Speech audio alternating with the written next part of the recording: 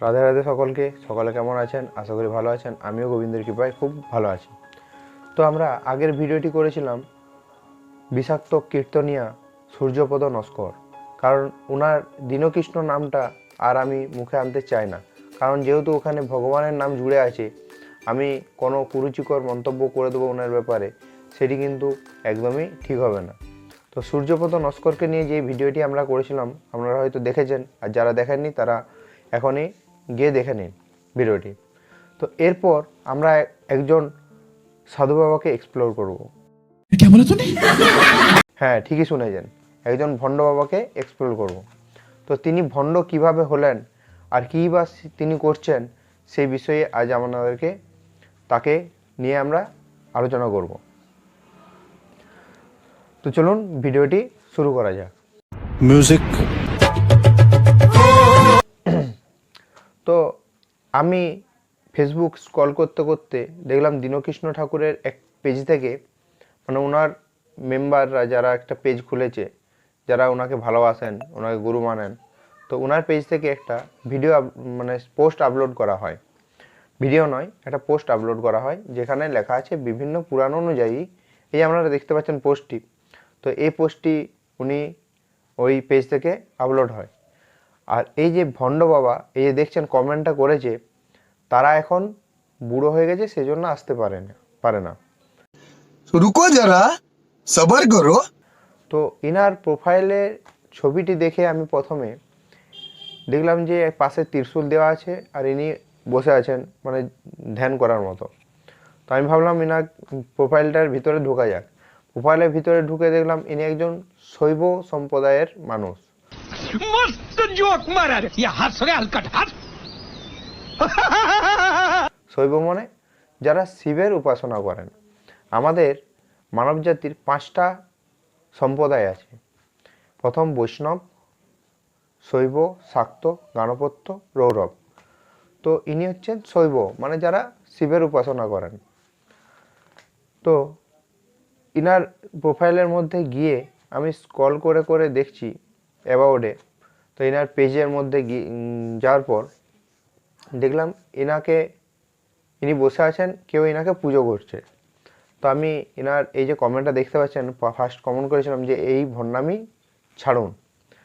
প্রথমত তো উনি একটা বাজে কমেন্ট করেছেন দেবদেবীদেরকে নিয়ে, কারণ উনি একজন শিবের উপাসক হয়ে, মহাদেবের উপাসক হয়ে, মানে এই কুরুচিকর কমেন্টটি কিভাবে উনি করলেন যে তারা দেবদেবীরা নাকি বুড়ো হয়ে গেছে সেজন্য আসতে পারেনি। তো সেই বিষয়ে জানার জন্য আমি ওনাকে রিপ্লাই করি, এবং উনি এই রিপ্লাইতে কোনো মানে কমেন্টে কোনো রিপ্লাই দেয়নি। তো ওনার পেজে আমাকে বাধ্যভাবে হয়ে যেতে হয়েছিল। তো ওনার নাম এখানে দেখতে পাচ্ছেন, ওনার ছবিও দেখতে পাচ্ছেন, এবং তারপর হয়ে যায় আমাদের একটুকু কন্ট্রোভার্সি। তো কন্ট্রোভার্সি কীভাবে হলো?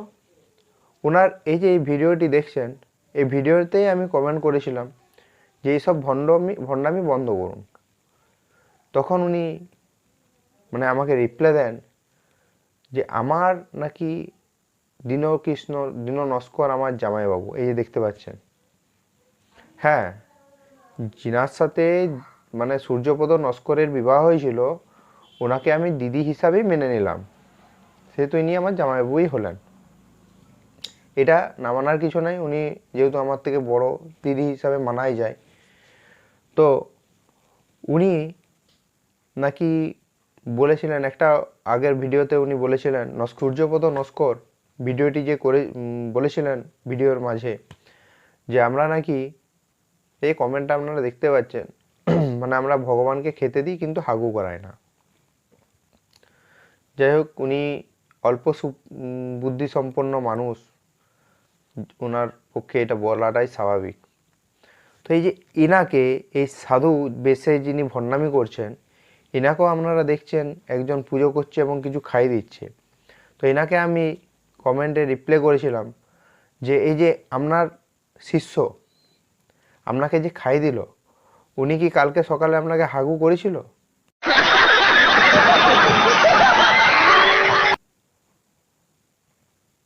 এটাই তো বাস্তব। উনি যখন প্রশ্ন তুলছে আমরা ভগবানকে খাওয়াই হাগু করাই না কেন, তাহলে ইনাকে যে ইনার শিষ্য খাইয়ে দিচ্ছে, ইনাকে কি ইনার শিষ্য হাগু করেছিল? তো এইটা কমেন্টে করার পর উনি আর কিছু আমাকে রিপ্লাই দিতে পারেননি।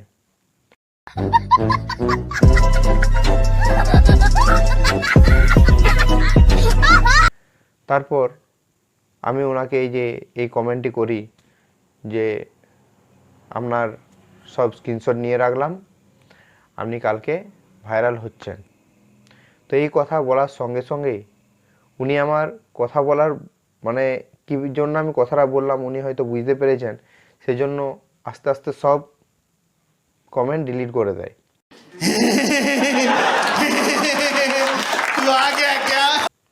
এবং এমনকি যে দীনকৃষ্ণ ঠাকুরের পেজে উনি কমেন্টটা করেছিলেন, এই যে দেখতে পাচ্ছেন কমেন্টটা এখন নেই, তো সেই কমেন্টটাও কিন্তু উনি ডিলিট করে দিয়েছেন। কেন? আপনি যদি সঠিক হন আপনি ডিলিট করলেন কেন? তো আমি একটা কথাই বলে রাখবো, স্বাস্থ্যের কথা, যে জল খাও ছেনে আর গুরু করো জেনে। এরকম ভণ্ডদের পাল্লায় আপনারা পড়বেন না। আর এরকম ভণ্ডদের জন্য কোনো সাধু সন্তর গায়ে আপনারা হাতও তুলবেন না দয়া করে। কারণ কিছুদিন আগে পুরুলিয়ায় একটা ঘটনা ঘটে গেছে, যেখানে কিছু সাধু সন্তকে মারধর করা হয়েছে। তবে এইসব জিনিসগুলো আপনারা কিন্তু করবেন না। কে আসল সাধু কে নকল সাধু এগুলো জানা খুব মুশকিল। আর এই সাধু সন্তদের মারা বিরাট অপরাধ। তো আপনারা দয়া করে এই রকম কাজকর্ম করবেন না। আপনারা যদি দেখেন ওনাদের কোনো আচার আচরণ খারাপ বা ওনাদের চালচলন খারাপ, তো আপনারা প্রশাসনকে খবর দিন, সেটা ওনারা ব্যবস্থা করবে। তো দয়া করে এরকম কাজ আপনারা করবেন না। আমি হাত জোড় করে নিবেদন করছি, এরকম কাজ করবেন না। আপনারা যদি কোনো সাধুসন্ত আপনাদের কাছে কিছু চায়, আপনাদের সামর্থ্য মতো আপনারা দিয়ে দেন। তো যাই হোক, ভিডিওটি আমি এখানেই শেষ করছি। আর এইসব মানুষদের থেকে একটু দূরে থাকবেন।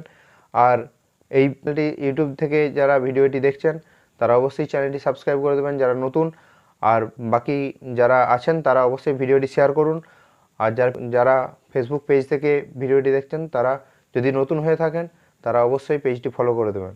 রাধে রাধে, সকলে ভালো থাকবেন। আবার আপনাদের সাথে দেখা হচ্ছে এরকমই অন্য একটা ভিডিওতে। তো দয়া করে সাপোর্ট করুন, কারণ এনারা যেভাবে সনাতন ধর্মের অপপ্রচার করছে, তা আমি ক্ষুদ্র একটা কিছুই পারবো না যদিও জানি, তবু প্রচেষ্টা চালাচ্ছি এই অপপ্রচার থামানোর জন্য। রাধে রাধে, সকলে ভালো থাকবেন। জয় জয় শ্রী রাধে।